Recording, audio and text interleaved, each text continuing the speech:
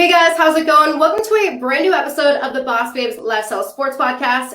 As you guys know, this is not your typical sports show, and I could not be more thrilled today to have on with me Brian Scalabrine. I love that last name. His nickname is actually the White Mamba. We're going to be talking all things sports, childhood, everything in between, and we are going to start off first and foremost with welcoming you to the show and asking you about your favorite superpower, if you had a superpower. Brian, thank you for joining me today.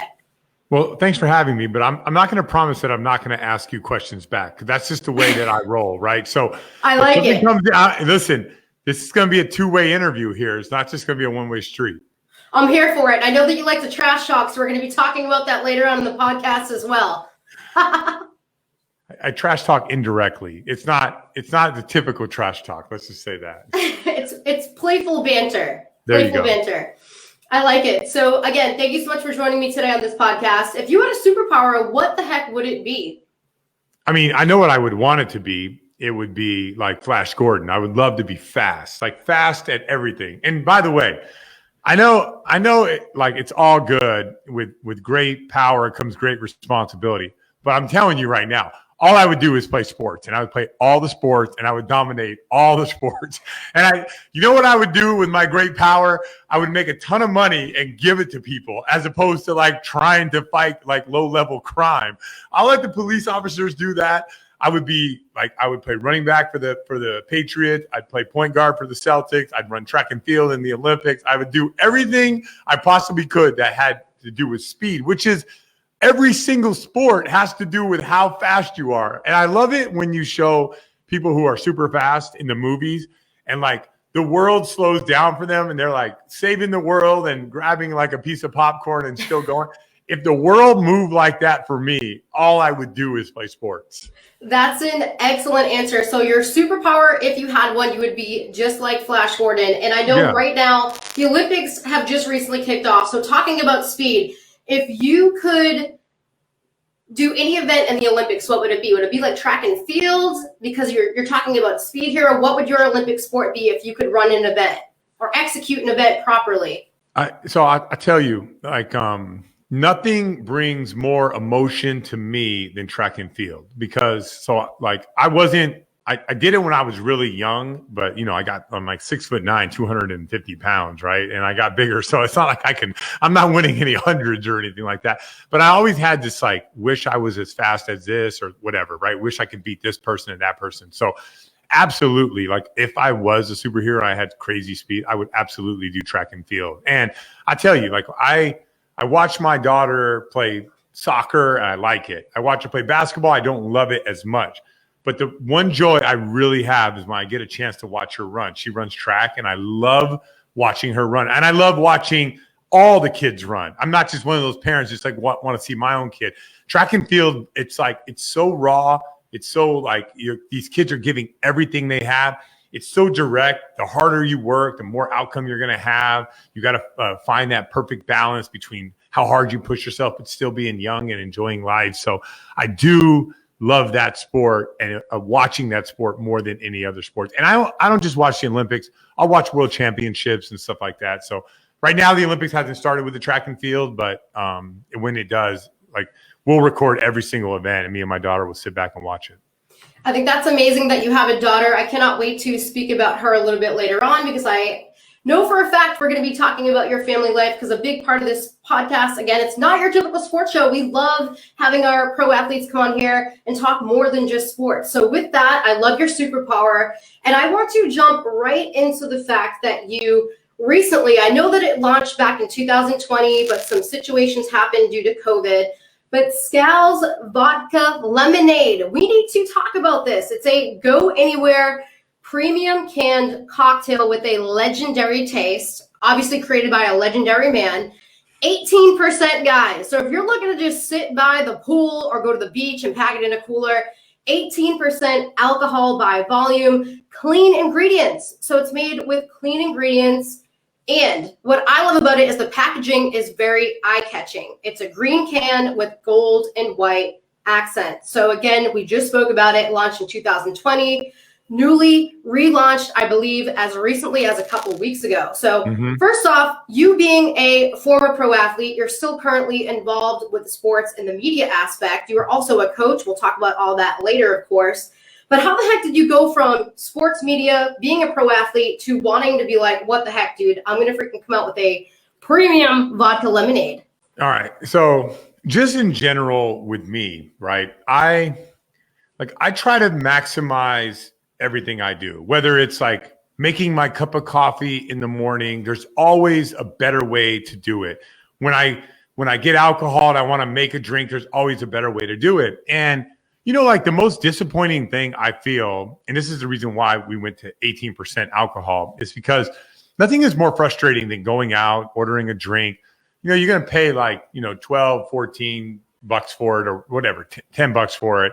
And you don't even know that it has alcohol in it. It's like really sugary. And you're just like, you really need to add another shot to that. So, and I was not thinking about the liquor game at all. It wasn't something I was like, this is what I have to do.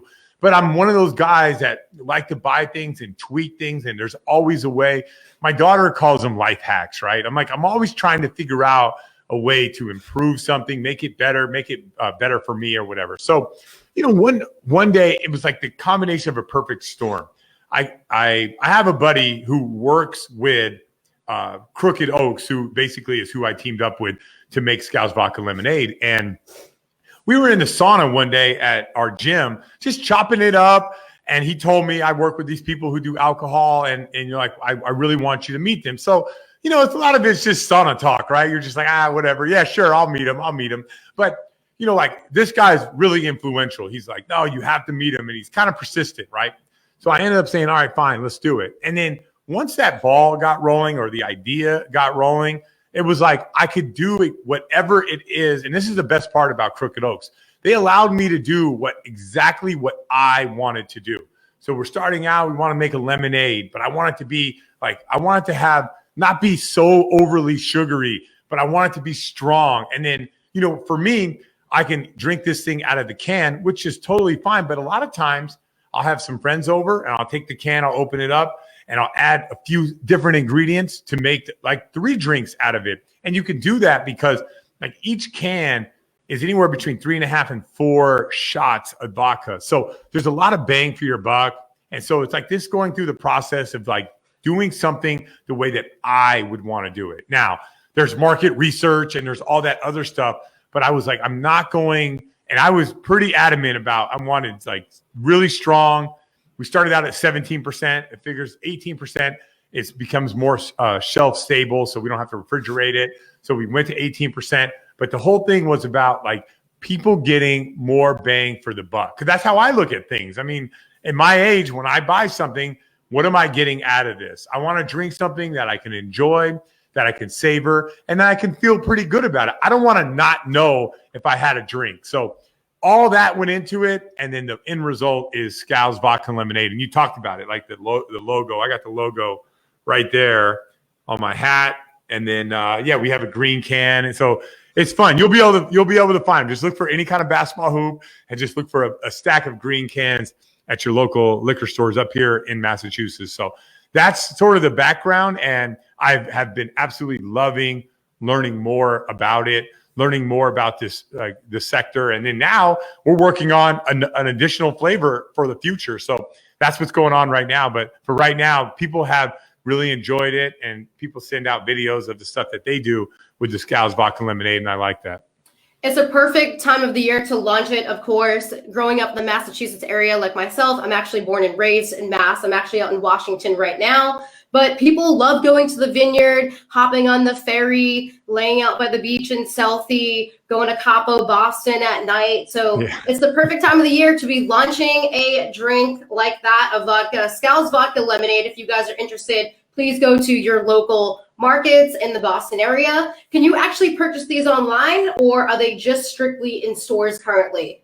So I'm not sure we're doing the online thing. We did that at the very beginning, almost like a test to see how people liked it. Now I think it's just at your local liquor store. So that's where most people, and the sales have been really good. And the feedback has been good. And we and we're open to all feedback. We love to hear what people have to say about it. And so, yeah, it's at your local liquor stores. Perfect. And their Instagram tag, guys, I'm showing it right now, and I will actually share it out later on my personal Instagram, Twitter, and Facebook, but it's simply at Scals Ready to Drink. That is their Instagram tag. So feel free to message them, DM them. They are very on top of answering their Instagram DMs. So check out all of their marketing. And again, please feel free to check out their products. I will ask a very last question about it because I cannot wait to have Lindsay send me some products. Describe the flavor. So when you're taking a sip of this Scal's vodka lemonade, you get a hint of the alcohol along with the lemonade, because I know you said right off the bat, you're like, it has to be strong. I want to make sure people are getting bang for the buck. So do you taste a little bit of the vodka with the lemonade in every sip? Yeah. So think like you've had a limoncello, right? Correct. I have. Okay. So that's like you're drinking that and you're like, whoa, that's burning my chest, right? Which I don't know if you guys, like men say that. I don't know if women say the same thing, but let's just say. So the flavor is probably a little more lemonade-y than that, but it's carbonated as well. So it's kind of refreshing. And the carbonation, or when you drink vodka soda, vodka soda lime, or like in this situation, vodka soda water and lemonade, when you drink that, it like goes down a lot smoother. So that's sort of the best way to describe it. It's a very strong vodka, hint of lemonade, not hint of lemon. It's not sour. It is sweet. And then with that carbonated feel. And we went all the way to the top. Like there's all this science about how much pressure you want in there. We raised the carbonation as high as we possibly can. Obviously, alcohol and lemonade does not hold carbonation, but what's in there, what else? The rest of it as carbonated as it possibly can be. So a lot of people say it's refreshing. It's kind of unique. Like I put mine in a freezer because it's so much alcohol, and I can just take it out and it turns into like a slushy versus like it doesn't freeze solid. So there's a lot of things you can do. Another thing you can do is like 2 big cups of ice, put it in a blender, blend it up, and you have sort of like a Scal's vodka lemonade icy. So with the 18% alcohol and the vodka cuts a lot of things. You can have a lot of fun with it. I can't wait to get my hands on one of these vodka lemonades. Again, guys, please feel free to check out Scal's Ready to Drink. That's their Instagram tag. And I want the BosBabes fanatics to learn about who you are off of the court. Obviously, people know that you played a number of years in the NBA, but who the heck were you before you started playing basketball? I believe you grew up in Long Beach, California. Did you have any siblings? Let's talk about that. Paint the picture for the listeners. What it was like growing up in California. Did you have any siblings? Childhood memories, that whole ordeal. Yeah. So when I was a kid, I moved around a ton. So like from born in Long Beach, moved to LA, moved out to like Riverside, which is sort of inland. It'll be like living in I guess that'd be Western Mass, right? So I just kind of moved out.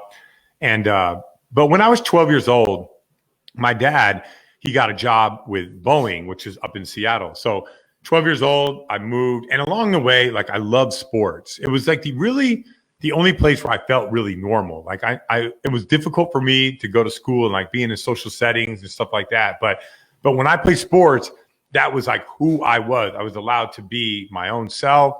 And then, like it's really interesting about sports. And this is why I love it when kids play sports, is because of sports and the success that I had playing sports, I gained confidence outside of that. Then I was more confident in the classroom.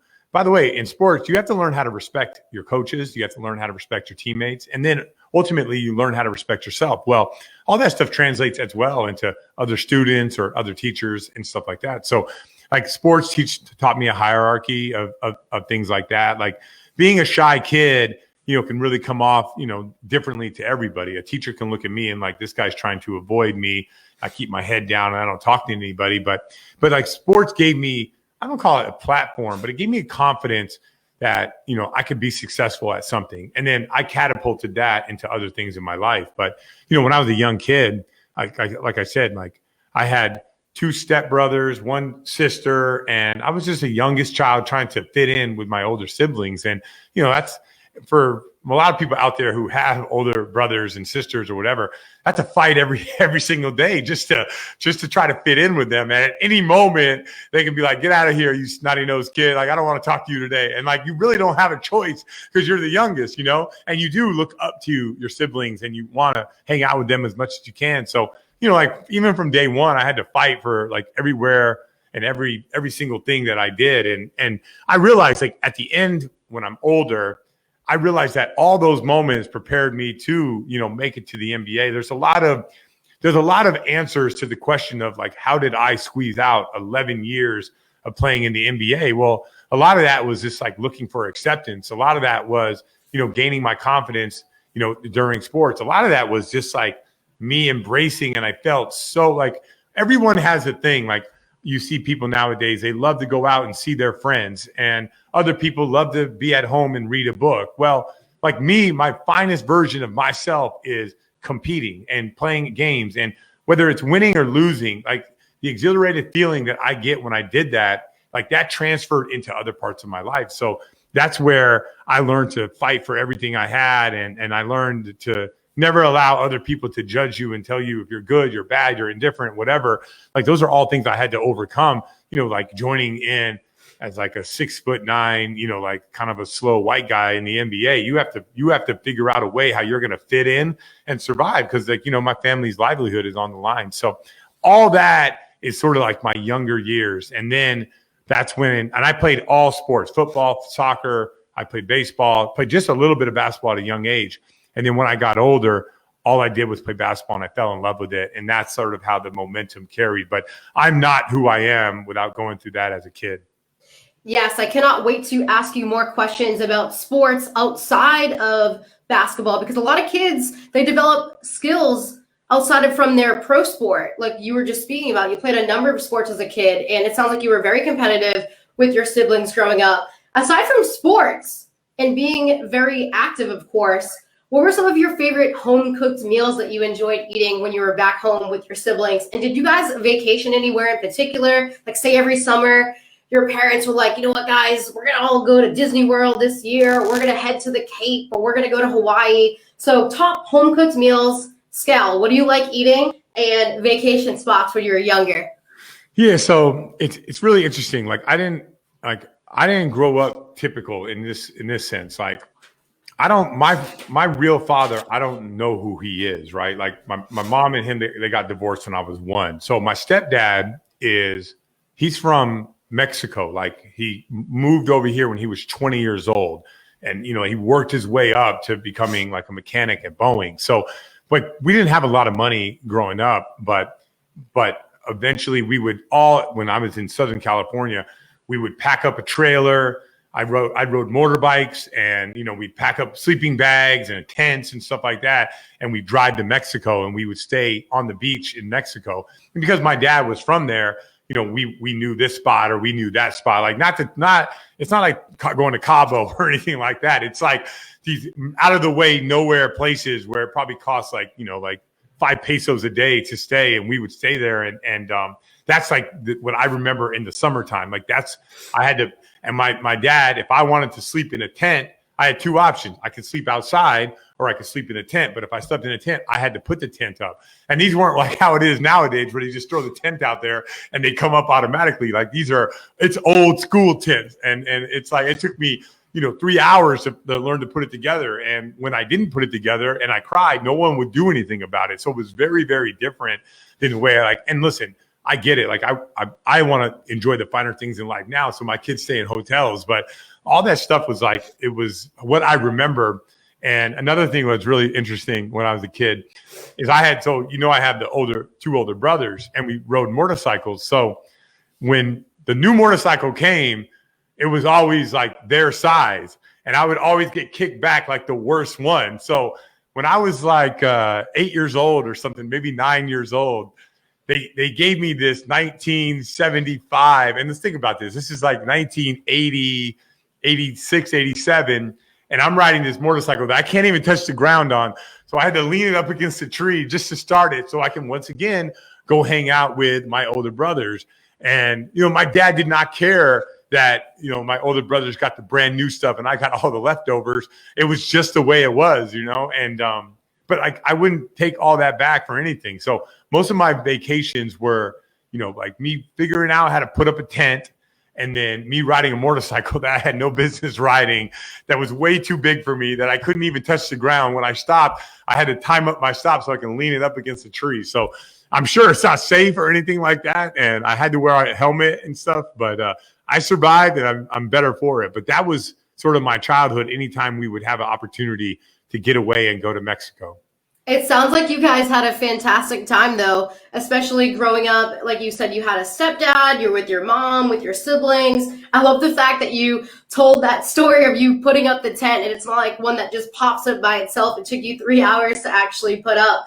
Were there any foods in particular that you enjoyed eating? Was it Mexican food because your stepdad is from Mexico, or he is part Mexican? Do you guys like eating some native foods from there? What does your mom like to cook? Yeah, so it's not like burritos and tacos or anything like that. So it's basically like my favorite meal is always like, it's going to be some type of shredded meat, and you'll put like tomatoes, corn, onions, like a lot of different types of like spices, vegetables, and stuff like that. And then as a kid, I ate a ton of pinto beans. So a lot of like, you know, like the basically meat shredded. It could be pork, it could be chicken, and with a bunch of spices, and with beans, and we would just get like one tortilla. That was our deal. We were allowed either a corn tortilla, or I'm sorry, 2 corn tortillas or a flour tortilla. So it's kind of like a makeshift burrito, but it's not like real Mexican food. When you go down there and you eat at like these authentic places, it's not like what we know of Mexican. Like you don't order enchiladas or anything like that. It's nothing like that. It's mostly just really spicy meat and vegetables all, you know, cooked together. And then you have beans, which was every single meal. And then you get your one tortilla, and that was it. No sour cream, no cheese. So like, was queso a thing, or is queso just like made up as the last couple of years? Nah, you didn't really get cheese like that. The cheese that they had is called cojita, which is like it almost crumbles like feta, but it's not feta, but it almost looks like it's from a sheep, not like necessarily from a cow. So it's very different. It's completely different. But I grew up eating that stuff, and I didn't know any different. And you know, I was a kid that I liked McDonald's back in the day too. Like I thought if I ever won like an all-star game or MVP or something or whatever, my mom would take me to McDonald's. But I might have went to McDonald's like 3 or 4 times my whole entire life. And it was such a big deal to be able to do that. And but most of the time it was meat, beans, and tortillas. That was it. Almost 7 days a week. But I did enjoy so my dad's from Mexico, but so is a bunch of his family. They all lived in Southern California.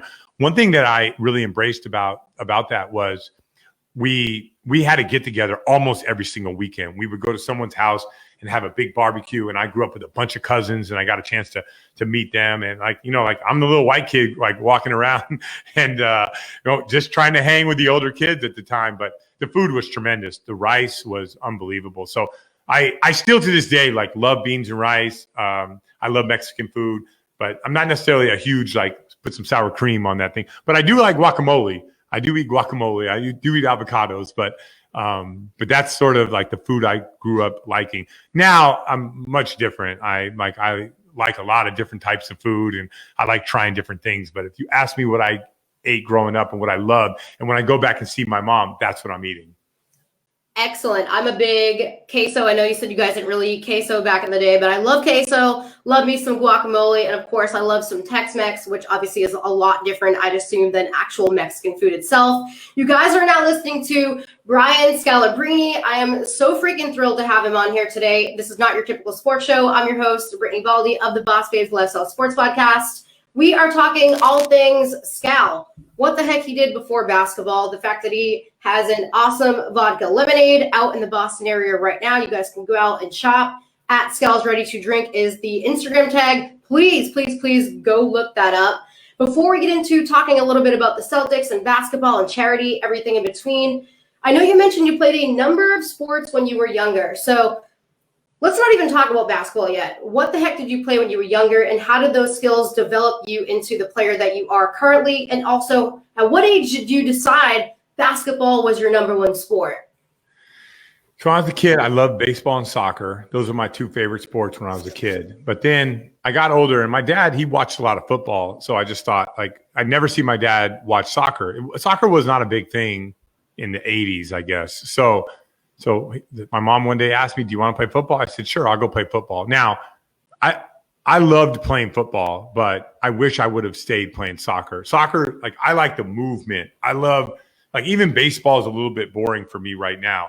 That's why I love basketball. It's nonstop. You got to go, play offense. You got to play defense, and it doesn't. And I think all those things, like, baseball is a unique sport because you have to think about what's going to happen next. Okay, if this ball is hit to me and there's a man on first, I got to make sure I get it to second.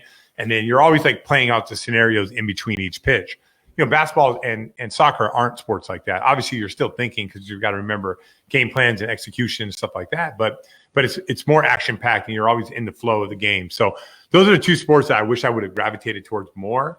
But I grew up mostly baseball and football, and then once I stopped playing soccer, I never went back to it. But I do, even now, I like watching it, and I sometimes when I go down and play with my co-host of my show in the morning, he's a big soccer guy, and I play with these older guys who have all played, and I have a blast doing it. But and then when I always dabbled in basketball, but I didn't have AAU. Like, my kids right now, they have AAU, they have like this unbelievable program that they work with, these unbelievable players that they work with. I didn't have any of that growing up. I played 7 AAU games, and I really started becoming dedicated to the game. There was two jumps. One, once I was done with my freshman year in high school, I was like, basketball is the only sport I'm playing. And I love to play, but I wasn't a worker. And I say that, I'm sure I worked hard for a lot of people out there, but nothing like what I had to become to make it. And then once my junior year was over and I realized that, man, this thing is coming quick, like, life is coming quick, I went to a level that was a little bit unhealthy from the standpoint of how focused and dedicated I was to it. And that's when I was all in. I'm talking working out 3 times a day, hitting the track, never missing a workout, never missing a weight workout, all that stuff, because I wanted to go to college and I wanted to do something with my life. So, like, basketball took like 2 steps. The first step was right after my freshman year in high school. And then that next step was full on dedication, where I was going to give everything I had into basketball and to see where it would take me. And I never had dreams and expectations of going to the NBA or anything like that. But my goals were to get a college education first and foremost, maybe play overseas just a little bit, and then end up becoming a coach at a high school level. So it wasn't like I was reaching for the moon or the stars or anything like that. Like, I really was focused on trying to do the best job I can. And then just the momentum of being good and all that hard work, that is what carried me through to being an All-American at USC and becoming an NBA draft pick, because I've learned to work so hard that I didn't have to level up when I got to college. Like, I was probably working harder at that time all on my own than I was when I was even got to college and had all the facilities there. So I really took it to a whole new level once I decided that this is what I was going to do. I think that is so excellent that you were able to play at such a high level for so many years within the NBA, and you are still involved with the NBA now. Of course, you're not playing anymore, but you are still actively involved with the Boston Celtics. We will speak about that very shortly. We won't talk too much about basketball because I'm sure, especially from the Boston area, people know who you are, people know what you do. So I don't want to ramble off a bunch of stats and whatnot because you're freaking Brian Scalabrine and people already know this stuff anyways. But first and foremost, for people that might be listening from either a different state or a different country, I will give them a little bit of background on your career. That way people can kind of get to know you a little bit. So you guys just heard Brian talk about the fact that he actually played college basketball at USC. He was selected in 2001, round 2 by, at the time, there was a team called the New Jersey Nets, which I think is interesting. He played for the Boston Celtics in 2005 for about 4 to 5 seasons. Chicago Bulls, which is super freaking cool, for about 2 seasons, and actually the assistant coach for the Golden State Warriors. So having spent almost 2 decades within the NBA, obviously not playing for 2 decades, but you're still currently within the NBA now, what are some of your fondest memories of being involved with the NBA for that long? It could be coaching memories or playing memories or funny travel stories. Whatever comes to mind, feel free to share some stories with us. Yeah, it's all about the people I met along the way. I remember the games because that's what everyone remembers. But to me, I think everyone's different, right? I remember like we're like as a team, we're going to practice as we're hanging out in the locker room. We're on the plane, we're on the bus, or we went to dinner. It's always like that. I don't think about like necessarily, and I'm sure that if I was like a 8-time All-Star, maybe it would be a little bit different. But I just remember like all the different relationships, all the great people that I met. When people ask me about the NBA, that's what I remember the most. I remember my interactions with Kevin Garnett, Jason Kidd, Rajon Rondo, Paul Pierce, Ray Allen, Derrick Rose, Joakim Noah. Like I remember those things, and those things meant a lot to me. And like it is a unique game where you wake up on that particular day and you go to shoot around and you're trying to win that particular day. You have a game that night, and we keep score, and there's a win and there's a loss every single night when you play. So like I'll remember the wins and losses, and I was really fortunate. I was on great teams. I would say of my 11 years, 8 of those years, my team was championship level in the conversation to win a championship. I was fortunate to win one. I've been to 4 NBA finals. So I was like, that's not because of me. That's just me having to be on the right team and be around the right type of players. But I remember all those interactions. I remember and that's, like even when I coached the Golden State Warriors, just seeing and I told everybody this before, Steph Curry has not blown up into what he has become right now. And I told everybody, this guy is like, if he learns how to just pass out of a double team, he will be an MVP of the NBA, and he'll be a Hall of Famer. But he has to learn how to do that. And when he does, watch, you guys will take notice. And even I couldn't imagine him growing into that. But just like watching him and how hard he works, it like blows my mind. I've seen a lot of hard workers in my day, and Steph Curry is supposed to be at a level. He is at a level that I've never seen before. So I remember those type of things, and that's when people ask me about the NBA and the funny stories. I mean, I have all kinds of funny stories, but they're all mostly off the court, on the planes, and in the locker room and stuff like that, and just getting to know these unbelievable people, players, and how intense they really are, and how much winning mattered to all of them. And you talk about these people, players, and other coaches that you have not only played alongside, but worked alongside both in the past and present. Have you developed any long-term friendships with any of these people, and how have those friendships developed over the years? Yeah, I think the best way to describe it is like when I see them, I'm cool. Like we talk and it's like great to catch up, but I'm not a big like communication on the phone type of guy. As anybody that knows me would tell you, like a lot of times I don't text back or anything like that. So it's just the way that I am. But it's always great. Like I play in the Big Three right now, and I have a lot of teammates that I played with, and it's cool. It's cool just like, catching up and talking to people. But, like that's not like I'm not living my life 10 years in the past. I'm living my life like as of now. And I have different friends now that I hang out with and talk to and catch up with. So, but when I see my teammates, it's all good. It's because, like I said, I wasn't on a lot of bad teams. So I'm not on teams where I'm, we're reminiscing about the days that we won only 18 games or anything like that. So most of the teams that I played on, I mean, they were high level. And when you're going through something like that, high level games, you understand the dedication and the work that goes into it. And there's like a mutual respect between all of us.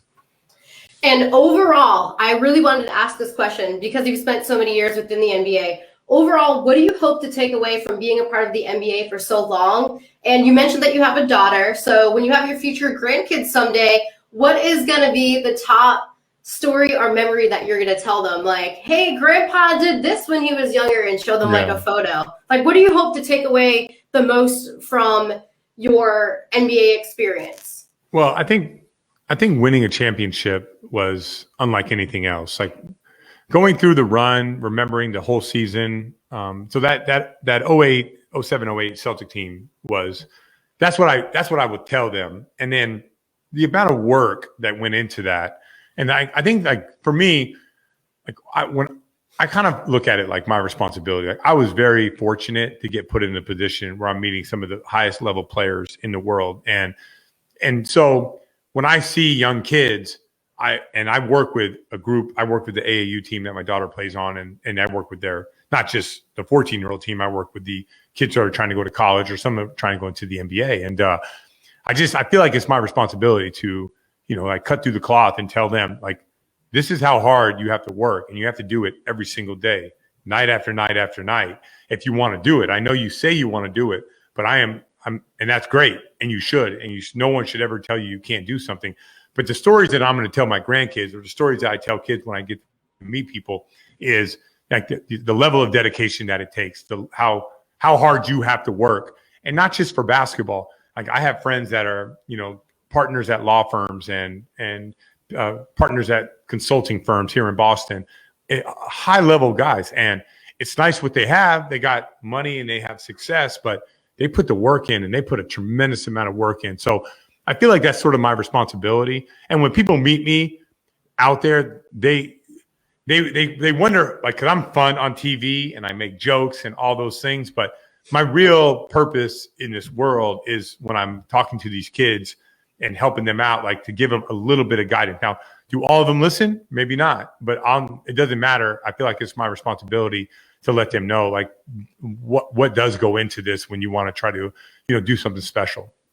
And I know that you lightly just mentioned winning the 2008 World Championship with the Boston Celtics, which leads up to my next point. We already discussed it at the very beginning that you are a sort of playful trash talker, in the sense that you have a very awesome, bold personality. You're not afraid to freaking speak your mind, which I think is awesome. So where did this mindset come from? I'll have you answer that question in a sec, because I actually watched a really funny YouTube video, and it's based off of 2008 World Championship. You getting questioned by the media, and it was something to the effect of you saying, we won 66 games. We have the best defense in the NBA. I didn't see it. And it was you basically stating, like, to the media that they already, like, pre-convinced viewers that the Lakers had a better shot at potentially winning than you guys, the Boston Celtics, did at the time. And you were like, yo, like, where the hell is this coming from? You're trying to pre-convince these viewers that we might lose when, like, where are you? Are you guys blind? Are you watching the game? So I know that happened some years ago, so you might not even fully remember it. But going off of that, talk to me about where did your fun personality come from and that mindset come from? Yeah. So that goes back to growing up being a redhead, like you get picked on all the time. Right. And you have to you have to be sharp and witty, because if you show any weakness, right, like people would jump all over you. Right. So when I grew up, my parents were pretty adamant about not fighting, for no reason at all. Like, no, you're not allowed to just you can't just fight when things don't go your way. You have to talk it out and stand up for yourself and use your words. And if someone, comes at you, you got to go back at them, no problem. And so, I learned at really young that, redheads get picked on as a kid. It's just the way it goes. Right.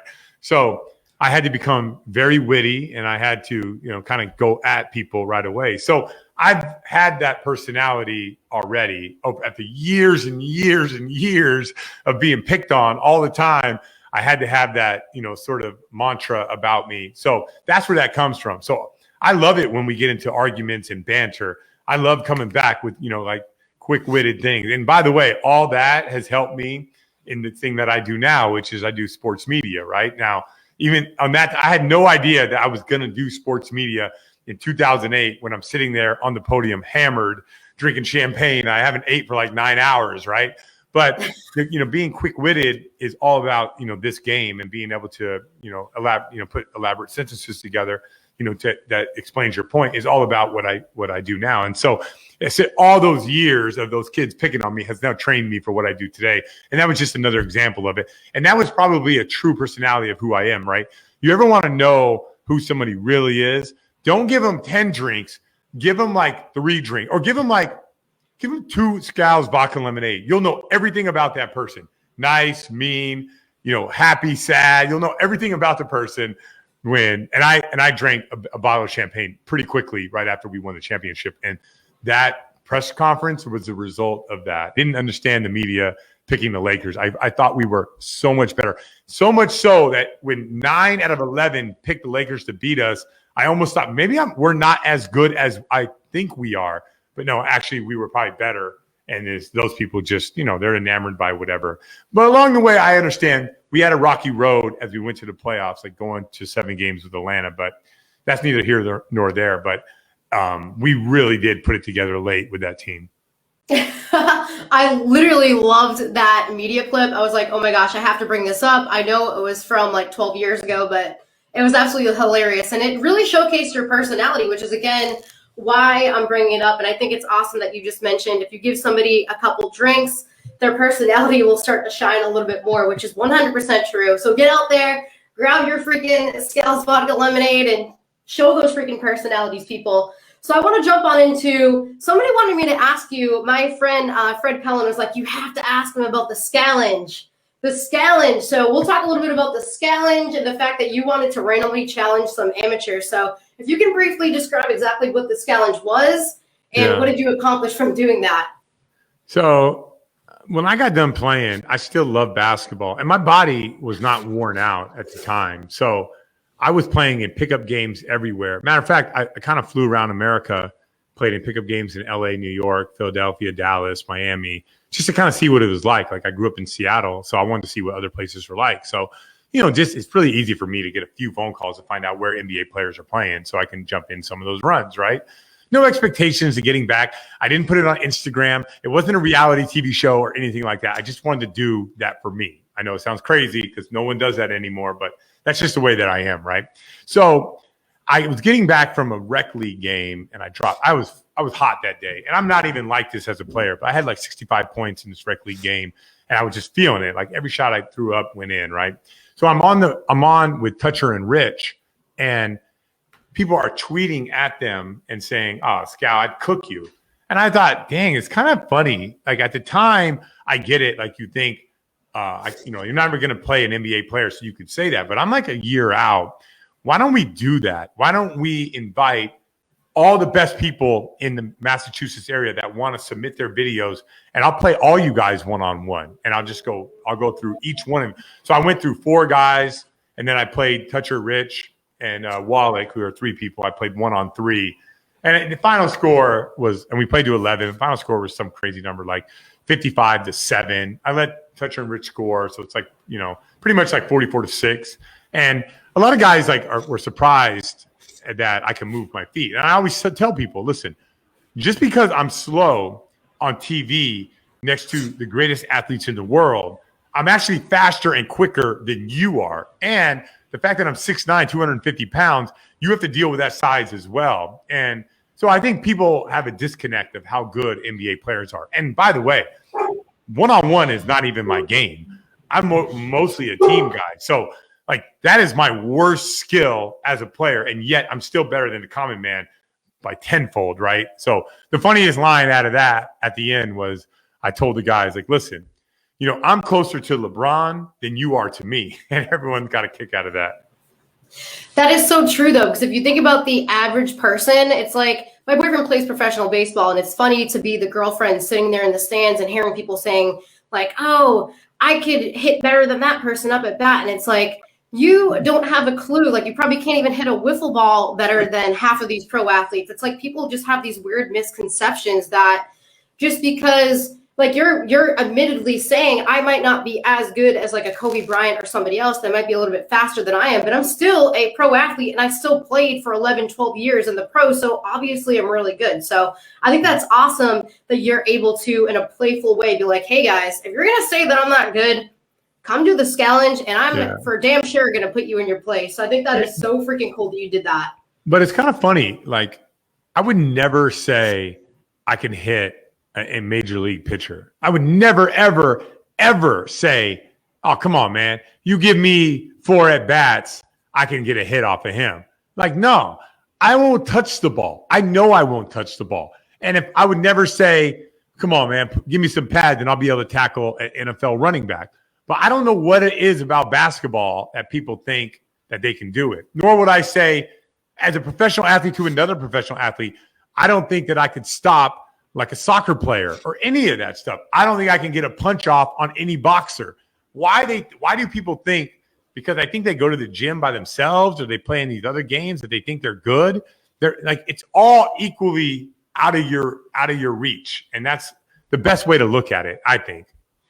That is obviously the best way to look at it. And I like how open and honest you are. And before we get into your media career, I know we're going to be wrapping up the show shortly. I want to talk all about media, all about your future, and a little bit about charity, because a big part of my show is talking about charity and how our pro athletes give back. But where did your nickname, the White Mamba, come from? Obviously, Kobe Bryant is known as the Black Mamba. So White Mamba, that's actually your freaking Instagram tag. Where did that nickname come from? Who came up with it? And what exactly does it mean? I think a mamba is a type of snake, correct? Yeah. So the Black Mamba is the world's most deadliest snake, according to Kobe Bryant. But if you do some research, it's actually the third most deadliest snake. Like the Eastern Taipan snake is actually worse. But you can't be the Eastern Taipan. Like, it doesn't work, right? So Black Mamba. So like I needed like an alter ego. And I kind of do this a lot with the superstars of the NBA. So Kobe had the Black Mamba. I wore his shoes. So I had a Nike contract. I kind of made up a Nike shoe that was like perfect, white, snake skin, whatever. Anyway, I had these shoes and I'm walking by Stacey King, who does what I do for the Celtics. He does that for the Bulls. And I was just like tongue in cheek, like, Kobe has his Black Mamba shoes coming out. I put these down. I say, look at these new White Mamba 1.0s. And I keep it moving, right? So the next day, Stacey King calls me the White Mamba during a game. And it went absolutely viral. Like there's T-shirts being sold outside the United Center in Chicago. There were big giant faces with White Mamba and stuff like that. So it just went like overnight, it turned crazy. And we were a good team in Chicago and we blew a lot of people out. So I played at the end of games. And I think during that stretch when I was called the White Mamba, I made like 6 straight buckets at the end, like maybe across 6 straight games. So like the White Mamba fever, it started in Chicago and it spread throughout. And then right when Kobe got on social media, I kind of doubled down. I think he said the antisocial is now social. I'm now joining whatever, Twitter. And I think I said like 2 days later, White Mamba held out longer than the Black Mamba. Now I'm joining Twitter. And he commented on my initial post. And my followers that day went from 5,000 to 55,000 in about, when he did that, it took like 2 hours and it went like overnight. And I was at a game and I would check my phone and I'd look at it'd be 6,000. Then I look at my phone, it'd be 10,000. Then 2 plays would happen, a timeout would happen, it'd be 20,000. And everyone was like going nuts over, how many Instagram followers I would have in the first 24 hours. It was some crazy thing. But Kobe didn't necessarily stamp that, but he, when he said, welcome to Twitter, White Mamba, the thing absolutely exploded. And I've been the White Mamba ever since. I love it. And again, guys, that is actually Scal's Instagram tag. So if you're looking for him, is it simply just at White Mamba? That's it. At White Mamba. Let's talk a little bit about your media personality career. So obviously, again, we've been poking the bear about it. We are now talking to Brian Scalabrine. Everything in between, from playing with the Boston Celtics, winning a world championship in 2008, him growing up in California, Mexican food, you name it, we are talking about it. He has an awesome daughter, which hopefully he's hoping someday she gets into sports as well. It sounds like she does track and a number of other sports. But you are a media personality. So you also, I think you have a podcast as well, or is that a radio show? And you are the analyst for the Boston Celtics. So what's the most rewarding part about being a media personality now? So like being on the other side of the court. Yeah, definitely being the analyst for the Boston Celtics. It's like a dream come true. It really is. And I sort of, after we won the championship, Tommy Heinsohn, who recently passed, and now I do the job that he did, he stopped traveling to road games. And, like it doesn't take a lot of like for me to look and say, well, he stopped traveling immediately. If I wanted to, I could do, at least do some of the road games. And this is what I wanted to do. I grew up wanting to be a coach, but as I started having a family and I saw how hard the coaches had to work, and they're working like 16 hours and they get fired here and fired there and all it's just a weird life, right? rewarding life, no question, but weird, right? And so I sort of implanted it to the station at the time, which was Comcast. Now it's NBC Sports Boston, but I started doing things with them. I started doing stuff on the mic. I started doing segments with them, like trying to help them out as much as I can, because that's what I wanted to do. I wanted to be an analyst. And you don't just like sort of like jump into that. You know, you got to kind of build that. And I had a great, once I decided to do that job, I had a great agent that got me to the right places. And, you know, I had to work really hard to do it, but it's something that I love. I can talk about basketball all day. I can talk about X's and O's. I can watch any play and tell you like who's at fault, who's not, good shot, bad shot, what should have happened, what did happen. So it was just like a natural fit for me to do that job. And then from there, it's just a matter of figuring out a way to entertain people. And that's what Tommy Heinsohn taught me more than anything. Like, you could tell the world about your basketball knowledge, but it doesn't matter. You have to make it fun. You have to want people who get home from work. They don't want to turn on the game and hear a tutorial of pick and roll defense. They want to watch the game, enjoy the game, and learn a couple things, one or two things throughout the game. And I got that advice from Tommy, and it really helped me out a ton. And so that's how I got into it. And now, you know, like, I'm pretty established in the media game, and I do a lot of different things. Like, I have a NBA radio show on Sirius XM NBA radio. I'm on that with Frank Isola in the morning. And so, yeah, I stay pretty busy just talking about basketball. But the biggest thing is I just have a tremendous passion for the game of basketball, whether I'm watching it, playing it, coaching it, whatever it is. That's what I really love to do. And you talk about getting advice from other top people in the media. Are there any advice that you can give to kids or parents that might be listening to this podcast at some point if they're like, Mom, I really want to be a media personality? What's the top advice that you can give to the listeners, whether it be getting an intern or starting your own YouTube channel? What advice could you give to the BosBabes fanatics? Yeah, this is like what I did. When I got into this game, I started to talk to everybody because I was a bad interviewer, right? I wanted to improve that. So I talked to everybody I could about and asked them questions. I was basically handling interviews. Like, they had no idea that I was interviewing them, right? And a thing I tell kids to do is make sure you can write and make sure you can hold an argument. So anytime like there'd be two people debating basketball, I would try to join in on the debate and try to like see if I can win the debate, and I'd try to say more with less. So sometimes leave it out there for people to like let my point marinate and go. And if they ask me, what do you mean? I could clearly finish my thought, but like, you know, like, come in, get back out. And so those are the things I had to work on when I started.